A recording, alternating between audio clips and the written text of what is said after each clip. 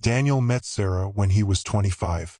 He'd just landed his first real job as a middle school teacher in Asheville, North Carolina, buried under lesson planning, coaching the after-school soccer team, and picking up tutoring gigs on weekends just to cover rent. Sarah wanted something different. Quiet dinners together, weekend hikes, a future she could actually picture. But between grading essays and parent meetings, Daniel barely had time to catch his breath. The fight started small, then grew. 2 years in, after one brutal argument, Daniel said the thing he could never unsay, that they wanted different lives, that he couldn't give her what she deserved. He regretted it almost immediately. He spent the next few weeks writing her letter after letter, trying to explain himself, trying to fix what he'd broken. 20 years went by.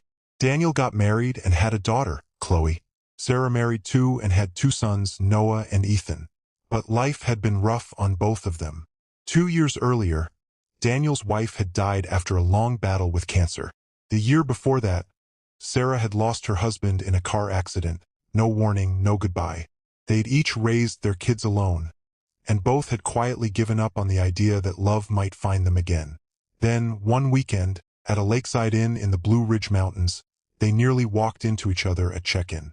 Both stopped cold. Both knew instantly. Sarah, Daniel. It wasn't chance. Chloe had found a bundle of old letters tucked in her father's desk drawer, the ones he'd written to Sarah right after they split, trying to win her back. She'd found Sarah's hometown from an old return address, tracked down her sons online, and the 3 of them had spent months piecing the story together behind their parents' backs. Then they'd quietly booked rooms at the same inn, the same weekend, hoping the universe would finish what they'd started. Standing in that lobby, neither Daniel nor Sarah had a clue. They decided to stay 10 days. The first night, over dinner on the porch, Sarah talked about her husband. How strange it felt to lose someone she'd built a whole life with. How she'd assumed her heart was done feeling things like that. Daniel talked about his wife, about her final months, about sitting by her bed until the end. The second night, Sarah pulled a small tin box out of her suitcase. The letters. She told him she hadn't gotten them until 3 months after they broke up. Her mother, who'd never approved of a broke young teacher, had been intercepting her mail the whole time, hoping she'd forget about him. By the time the letters finally reached her, Daniel had already accepted a teaching position across the state, and Sarah had already started seeing someone new. It hit like an old wound tearing open again. Learning the whole story could have gone differently. Daniel owned it. Yes, he'd been the one to walk away, and he'd regretted it every single year since. But now he understood. It wasn't that he couldn't handle what she needed. It was that he'd convinced himself he wasn't enough for her. He looked her straight in the eye. I was wrong. I should have fought for us instead of running. Sarah listened, but she didn't forgive him. On day 4, they walked along the lake at sunset, and Sarah asked softly, "If those letters had actually reached me, would you have stayed?" Daniel took a long moment before answering. "I don't know. Maybe. Or maybe we just weren't ready for each other back then. Maybe we both needed these 20 years to become who we are now." On day 5, Sarah admitted something she'd never told a soul, that after the breakup, she couldn't sleep right for 2 years straight, that she'd gotten married more out of fear of being alone than out of love. By day 7, something warm had settled back between them. They laughed over coffee, swapped old memories, walked the trail around the lake until it got dark. But every time Daniel brought up what came next, Sarah went quiet. On day 9, they finally had the real conversation. Daniel asked her directly, "What are you scared of, Sarah?" "That I'll leave again." She nodded. "I'm scared of opening my heart back up and ending up alone again. I don't think I'd make it through that twice." On the 10th morning, over breakfast, Daniel said, "I'm not asking you to forget 20 years.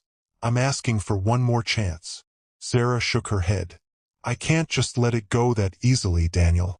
It hurt for way too long." They said their goodbyes in the parking lot. No promises made. Back home, Daniel sat down with Chloe and told her the whole thing.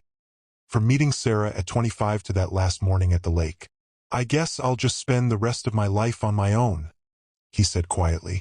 Chloe looked at her father for a long time. "Dad, that was your real love. You've told me that my whole life. If you actually love her, Go fight for her again. Don't quit after one no. At the same time, in another state, Sarah sat with her sons and told them the exact same story. Noah couldn't hold it in. Mom, that's a huge mistake. But it's not his, it's yours. He carried these feelings for 20 years. He showed up, he apologized, he was honest with you from start to finish. How many guys actually do that? Ethan added, quieter.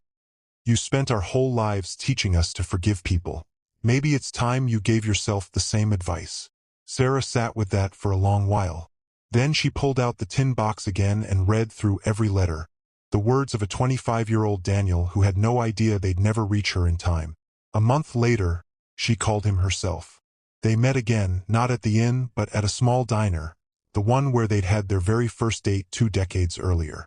This time, Sarah spoke first. I forgive you. And honestly, I think some part of me always knew I would. I just needed time to stop being afraid to trust someone again. A year later, they got married. Chloe, Noah, and Ethan stood together at the wedding. 3 kids who, each in their own way, had brought their parents back to each other after 20 years apart. Forgiveness rarely comes all at once. It takes time, and it takes honesty. But when feelings are real, they don't fade, not even after 20 years. They just wait for the right moment to come back around.